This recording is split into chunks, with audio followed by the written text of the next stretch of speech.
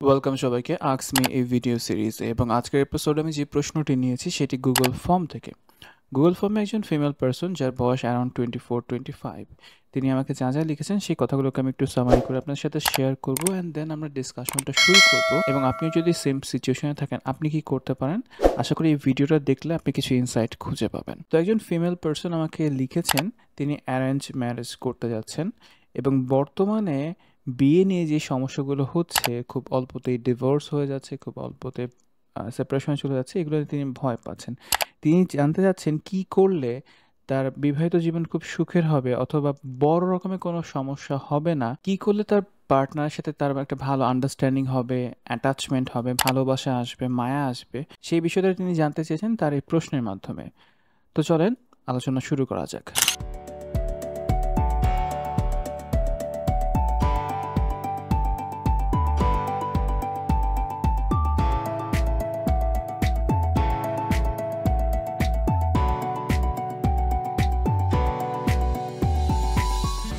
আলোচনা শুরু করার আগে আমি একটা ভিডিও রিকমেন্ড করব প্রথমেই, এবং সেই ভিডিওটা দেখাটা আপনার জন্য খুবই প্রয়োজন। আপনি যদি আমার এই ভিডিও দেখে না থাকেন তাহলে অবশ্যই দেখে নেবেন।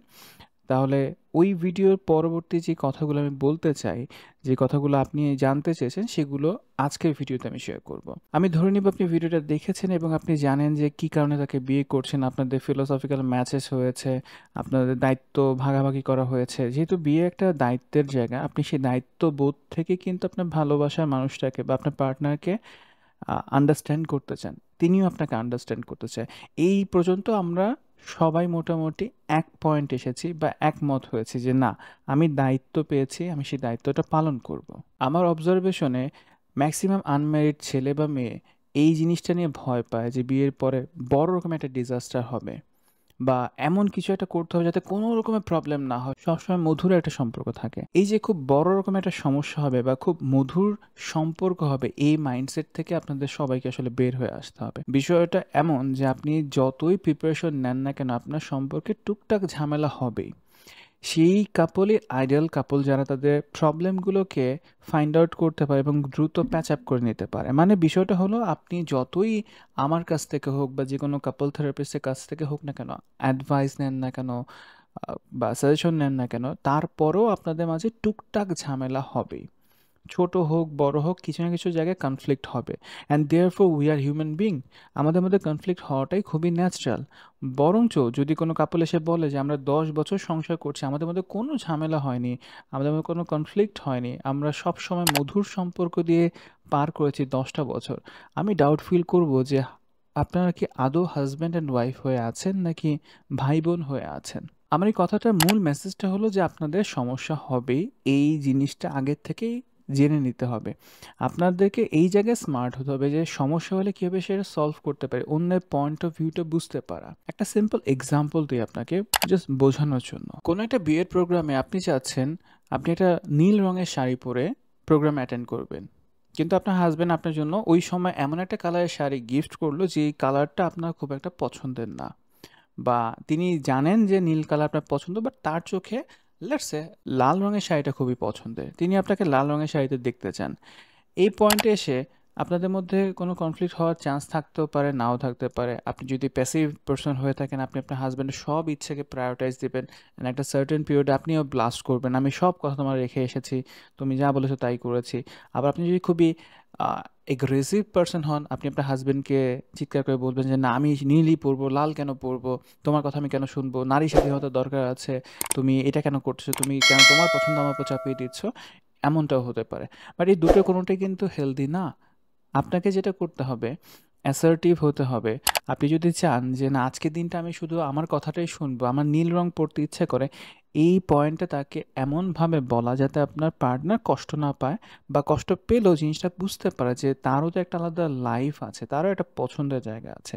সেম ওয়েতে আপনি যদি মনে করেন যে না, আজকের দিনটা আমি আমার পার্টনারের ইচ্ছে মতো ড্রেস আপ করবো, সেক্ষেত্রে আপনি তাকে এটা বলবেন যে আজকে আমি যে লাল রঙের শাড়িটা পরছি জাস্ট বিকজ অফ ইউ, তুমি চেয়েছো দেখে, অন্য কোনো কারণ নেই। লাল রং আমার কখনোই ভালো লাগেনি, জাস্ট তোমাকে খুশি করার জন্য আমি এটা পড়েছি। এটা বলাটা খুবই জরুরি। আপনি খেয়াল করে দেখবেন আপনার বাসায় বা আপনার আত্মীয়-স্বজনের মধ্যে এমন অনেক ফিমেল পারসন আছেন যারা একটা খুব কমন কমপ্লেইন করে থাকে এবং সেটা হলো, "আমি দেখি তোমার সংসারটা করেছি, অন্য কেউ হলে এই সংসারটা করতো না।" দ্যাটস ইন্ডিকেট সে তার লাইফে একটা লম্বা সময় ধরে প্যাসিভ ছিলেন। হাসব্যান্ড যা বলেছেন তাই করেছেন, যা বলেছেন তাই করেছেন। উঠতে বললে উঠেছেন, বসতে বললেন বসেছেন। অ্যান্ড এইটা একটা ফ্রাস্ট্রেশন ক্রিয়েট করে যে আমার কোনো মতামতের ভ্যালু নেই, আমার কোনো এখানে ভ্যালুই নেই। এই যে প্র্যাকটিসটা যেটা আমাদের মা খালারা করে এসেছেন, এটা কিন্তু কোনো হেলদি প্র্যাকটিস না। এর ফলে শেষ বয়সে এসে তারা প্রচণ্ড ফ্রাস্ট্রেশনে ভুগছে, তাদের লাইফে কোনো মিনিং নেই। আমি যদি আপনার সেই টেক্সটটাতে চলে আসি বা আপনার সেই কোয়েশ্চেনটাতে চলে আসি, আপনি অবশ্যই আগে মানুষটাকে অবজার্ভ করবেন। আপনি তাকে এক্সপ্লোর করেন। আপনি যেহেতু অ্যারেঞ্জ ম্যারেজ করছেন, মানুষটাকে নতুনভাবে জানার চেষ্টা করছেন। আপনি তাকে চিনেন না। তিনি আপনার ছোটবেলার বন্ধু না, তিনি আপনার ক্লাসমেট না, তিনি আপনার ফ্রেন্ড না। তিনি একটা মানুষ। তাকে আপনি প্রতিদিন নতুন, নতুন করে জানার চেষ্টা করছেন, বোঝার চেষ্টা করছেন। সবকিছুই এগ্রি করবেন এমনটাও বলছি না, সবকিছু ডিসএগ্রিমেন্টে যাবেন এমনটাও বলছি না। আপনি যদি মনে করেন আপনার পার্টনারের জন্য আপনি একটা ছোট্ট জিনিস স্যাক্রিফাইস করবেন, আপনি করতে পারেন।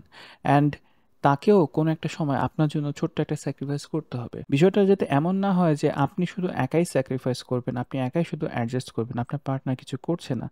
তাহলে কিন্তু দুজনের কম্বিনেশনটা আসলে লং লাস্টিং করবে না।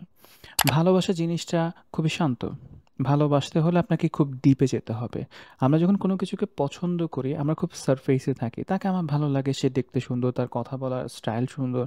এটা ভালো লাগা। কিন্তু আপনি যদি ভালোবাসতে চান, ২৪টা ঘন্টা তার সাথে থাকতে চান, অনেক কিছু ভালো লাগবে না, অনেক কিছু বিরক্ত লাগবে। অ্যাডজাস্ট করতে হবে। আপনারও অনেক কিছু তার ভালো লাগবে না। অ্যাডজাস্টমেন্টে আসতে হবে।